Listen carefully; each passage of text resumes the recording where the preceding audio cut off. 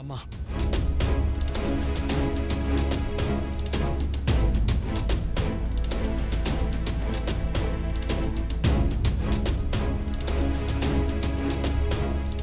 కానీ వెళ్లే ముందు నేను నీకు ఓ విషయం చెప్పాలనుకుంటున్నాను. ఈ ఇంట్లో ఉన్నవాళ్ళెవరో మీ ఇద్దరిని విడదీయాలనుకుంటున్నారు.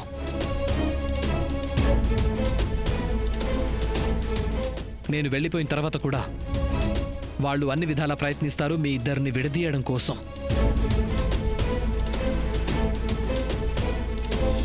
నాకు తెలుసు నేను చెప్పేదాన్ని నువ్వు అసలు నమ్మలేకపోవచ్చు, కానీ చాలా మంచిదే నేను చెప్పేదాన్ని నువ్వు నమ్మకపోవటం.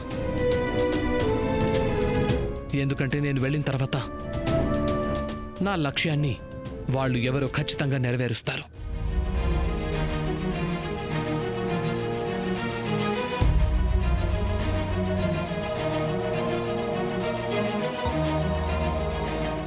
నా భార్య, నా ఇల్లు, నా కుటుంబం, నా విషయాలు నేను చూసుకుంటాను.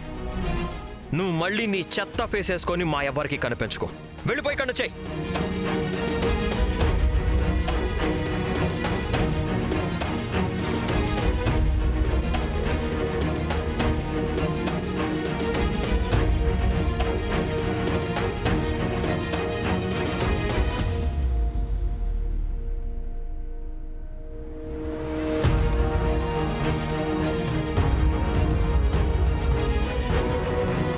అమ్మా, మనకి దక్కని దాని గురించి మనం ఏడుస్తూ కూర్చోవడం కంటే మనకి జరిగిన మంచి గురించి సంతోషించడం మంచిది.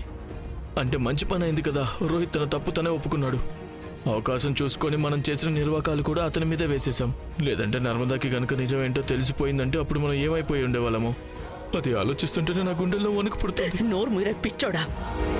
10-12 ఏళ్లలో నాకు 70 ఏళ్ళు వచ్చేస్తాయి. నాకేం 16 ఏళ్ళు కాదు. నా దగ్గర ఎక్కువ టైం లేదు. నేను రేఖ ఓడిపోయిన ప్రతిసారి భలే భలే అనుకుని నవ్వుకోలేను.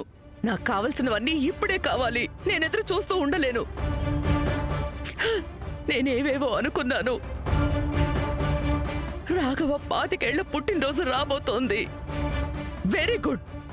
దానికంటే ముందే రాఘవ ఇంకా రేఖ విడిపోతారు. కానీ వాళ్ల బంధం కంటే ఎక్కువ బలపడిపోయిందే. ఇప్పుడు నువ్వే చెప్పు వీరేంద్ర, ఇందులో సంతోషించే విషయమే ఉంది? ఆలోచించు నాన్నా. నేను మొదలుపెట్టిన ఆటలో నేనే ఇంత దారుణంగా ఓడిపోయాను. కానీ రిపోర్టర్ రేఖకి దక్కింది అన్నింటికంటే పెద్ద గెలుపు.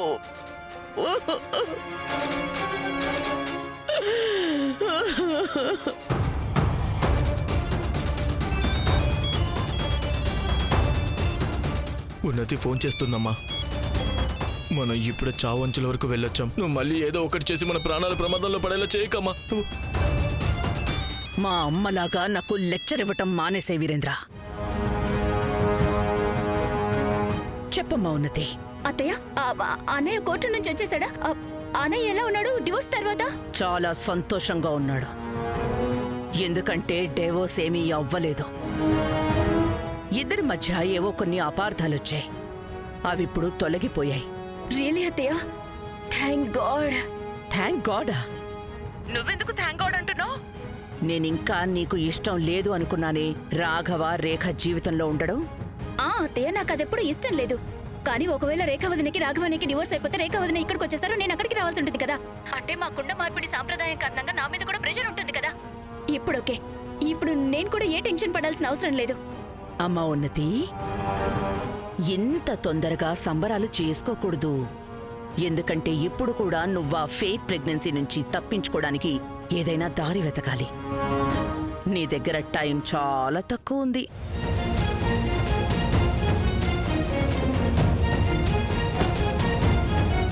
ఏం సాగదీయకుండా ఉన్న విషయాన్ని సరాసరి భలే చెప్పేశావమ్మా. చాలా అవసరం.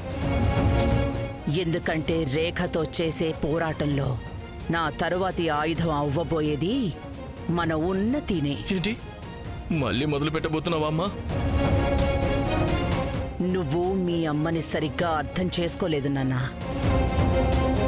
నేనీ చదరంగంలో రిపోర్టర్ రేఖకి చెక్ మెట్ పెట్టే అంత వరకు కూడా ఎట్టి పరిస్థితుల్లోనూ ఆపను.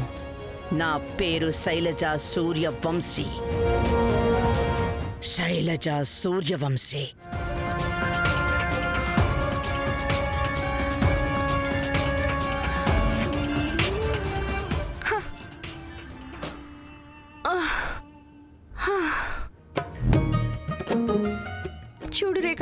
నాకు నువ్వంటే ఇష్టం లేకపోవడం ఏం కాదు, కానీ ఈసారి స్ట్రాంగ్గా అనిపించింది నువ్వు ఫైనల్గా ఇంట్లో నుంచి వెళ్ళిపోతావని.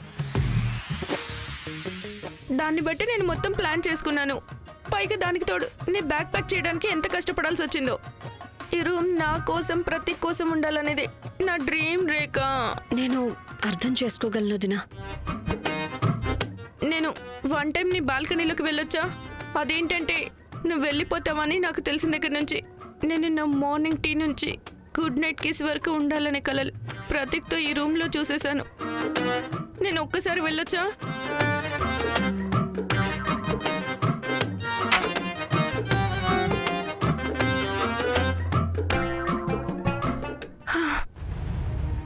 మై డియర్ రూమ్, నేను నీకు ప్రామిస్ చేస్తున్నాను, నేను అతి త్వరలోనే నీ దగ్గరికి వచ్చేసి ఉంటాను. ఆ అత్తయ్య గారు ఏదో ఒక ప్లాన్ అయితే వేస్తూనే ఉండుంటారు. రేఖ ఈ ఇంటి నుంచి బయటికి, అండ్ రూమ్ ఫైనలీ నా సొంతం.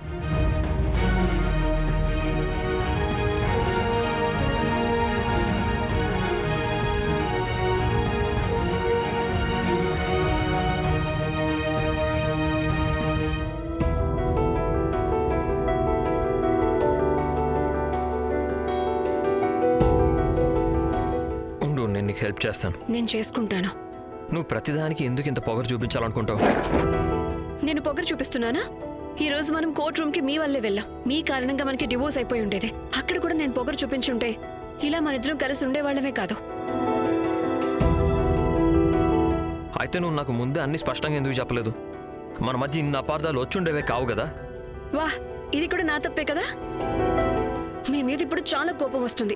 మీరు నా సహనాన్ని ఏమీ పరీక్షించకండి, లేదంటే ఇక్కడున్న ప్రతి వస్తువుని మీ మీదకి విసురుతా నేను. నువ్వు నా మీదకి వస్తువులు విసిరేస్తావు అంతే కదా.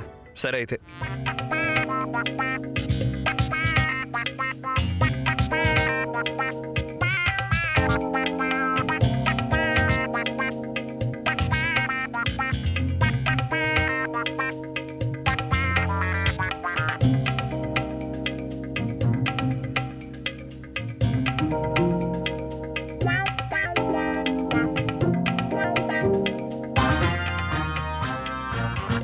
విసిరే నా మీదకి.